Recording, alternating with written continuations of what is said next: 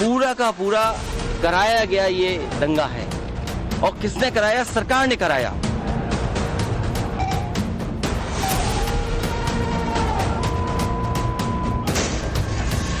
क्या पुलिस की भाषा आपने हमने नहीं सुनी? क्या कोई इस तरह की गाली गलौज दे सकता है? उत्तर प्रदेश में जहां लगातार अन्याय हो रहा है, मौतें हो गई, जान चली गई, वोट नहीं डालने दिया, तो जब ऐसी चीजें हो रही हो और पूरे उत्तर प्रदेश में और कुछ इलाकों में जहां गम पसरा हो, आप कैसे उम्मीद करेंगे हम उत्सव मनाएं?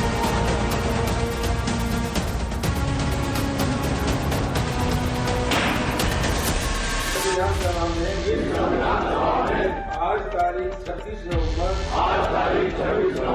को संविधान को अंगीकृत अधिनियमित और आत्मसमर्पित करते हैं। संविधान की इस शपथ और अखिलेश यादव की सियासत के पथ में क्या कोई फासला है?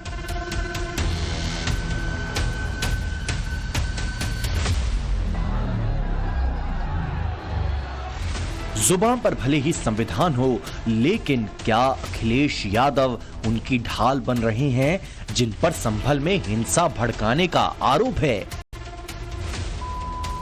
क्या संभल के आरोपियों को कवर फायर देकर वोट बैंक की राजनीतिक रोटियां सेकने का आरोप दमदार है?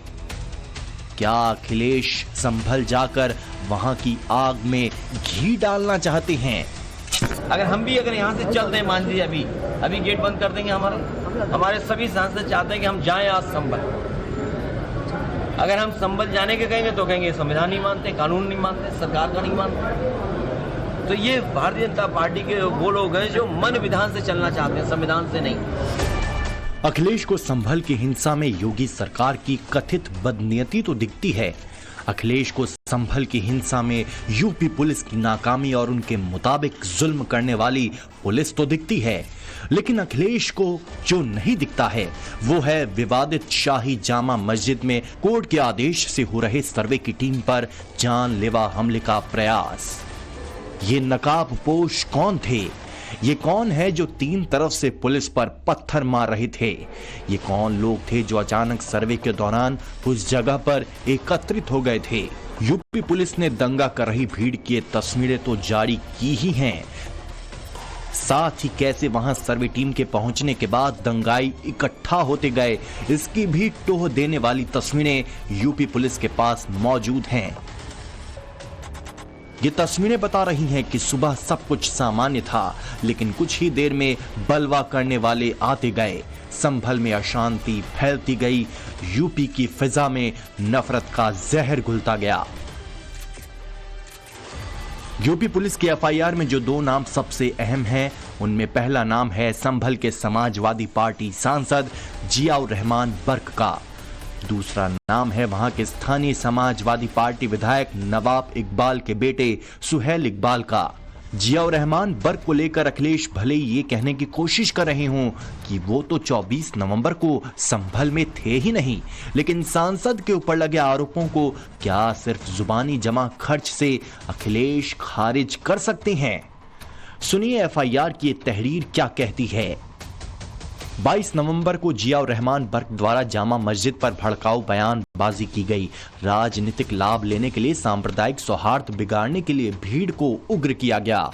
सर्वे की कार्यवाही को बाधित करने के उद्देश्य से 24 नवंबर को आई भीड़ में मौजूद सुहेल इकबाल ने भीड़ को यह कहकर उकसाया कि जियाउर रहमान बर्क हमारे साथ हैं, हम लोग भी तुम्हारे साथ हैं, हम तुम्हारा कुछ नहीं होने देंगे, अपने मंसूबों को पूरा करो।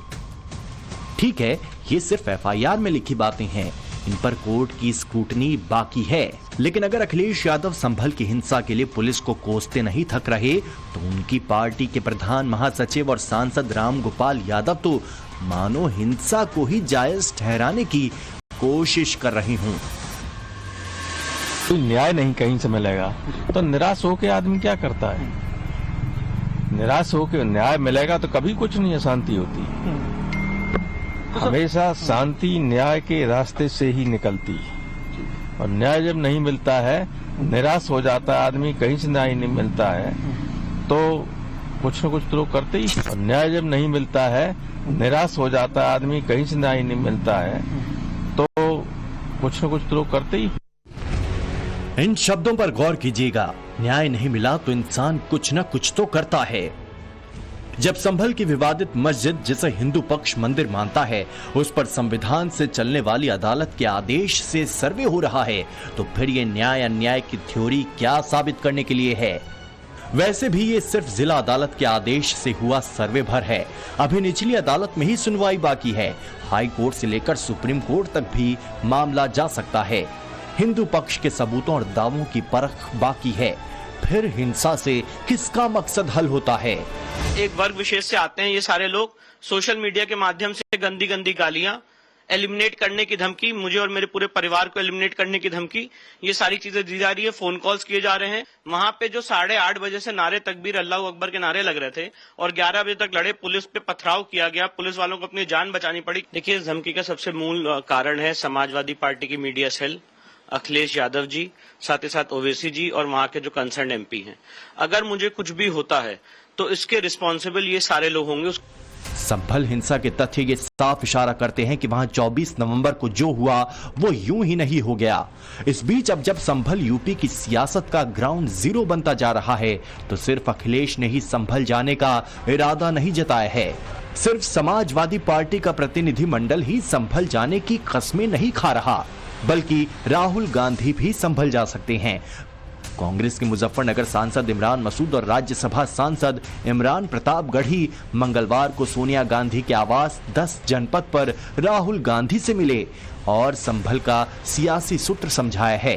संभल घटना को लेकर देखा जा रहा है, कहा जा रहा था राहुल गांधी संभल का दौरा करेंगे, क्या कुछ जानकारी?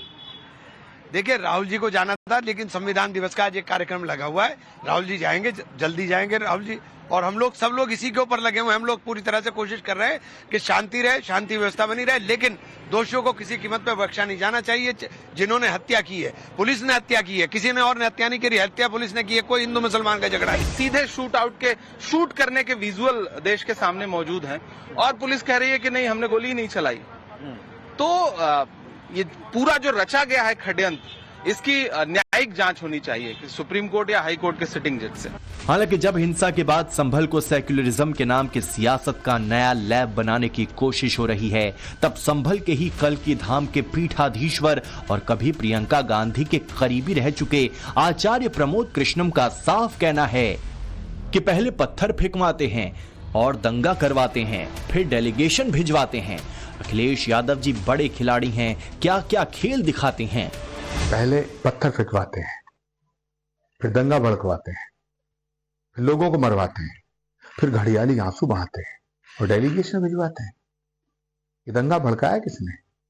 समाजवादी पार्टी के नेताओं, समाजवादी पार्टी के जितने नेता हैं। मैं आज अखिलेश यादव जी से ये अपील करना चाहता हूं कि ये खेल खेलना बंद करें। अखिलेश की संभल वाली सियासत पर जवाब एनडीए का भी आया है। पर्सपेक्टिव है उनके, वो विपक्ष में है, हर चीज को एक दृष्टि से देखना, वो शायद वो अपना काम कर रहे हैं, लेकिन वो देश को भ्रमित नहीं कर सकते हैं। अभी एविडेंस बहुत आगे और आएगा। ये मैं दो टूक कह रहा हूँ कि राज्य सरकार उत्तर प्रदेश में, सभी राज्यों में और देश में भी जो कार्य करेगी, हमेशा संविधान को मत नजर रखते वही करेगी। Thank you. पथराव के बाद जिस प्रकार की वहां परिस्थिति बनी,